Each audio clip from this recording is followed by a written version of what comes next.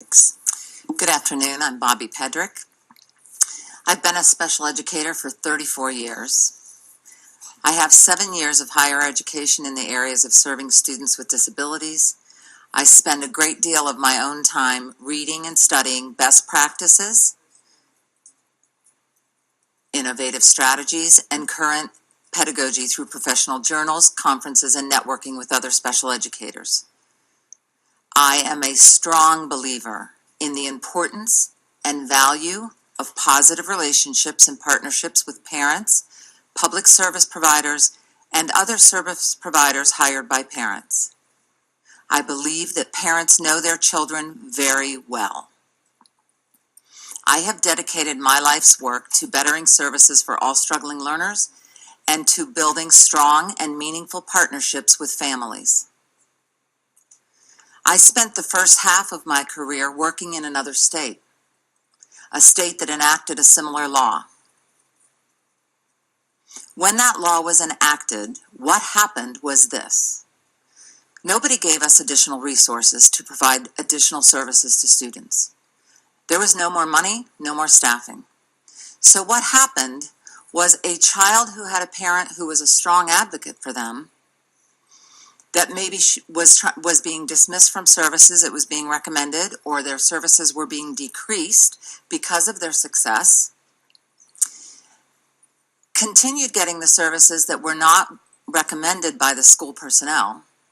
And the only way to make up for that was to take services away from a child whose parent was not a strong advocate, who did in fact need those services. I would like to point out to all of you that I am now sitting in a chair in the state of Maryland. There is a reason why I am not in that previous state. I agree that there is a need for improvement, but I do not need a law to tell me what to do that is right for parents and for children. I have one question for the members of this committee. If the parent is the expert on the child in the home setting, the expert on the child in the community setting, and now the expert on the child in the educational setting, then what possible purpose would I serve at the IEP table? If my educational expertise and my instructional experience is to be completely negated by the parent's desire, then why would you possibly need me at the table? If this bill becomes law, the state of Maryland is negating the expertise, knowledge, and experience of every special educator and service provider within its borders. Thank you. Well, Ms. Patrick, I think you missed the whole point of the bill. The bill is not for you not to sit on the IEP team. So we do need you. But the bill is more about notification and the rules that and the guidelines that surround these issues. So that's what this is about. It's about notification, because I would want to know.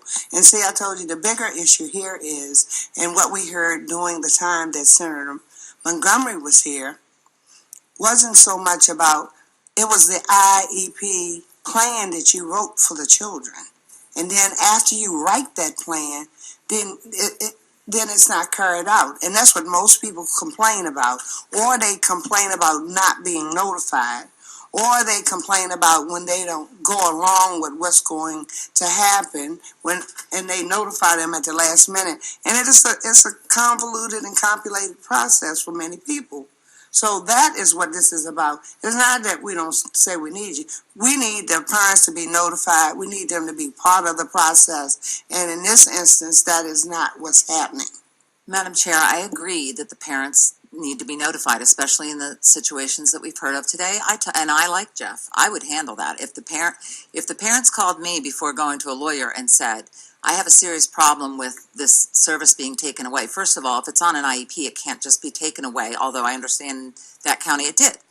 But and let me just say this to you, because I sat at the same table in the same meetings, and Senator Penske was there when we were at the Board of Ed. Mm-hmm. It has happened in more than one county.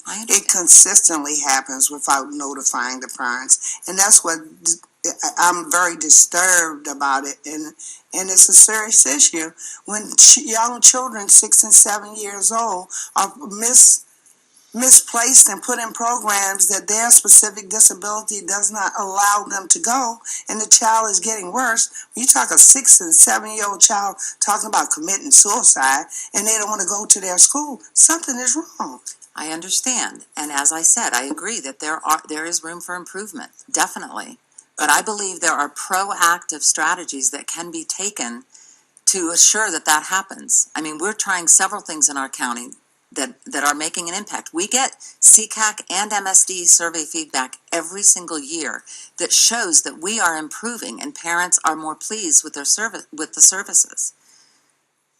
Senator Penske has questions.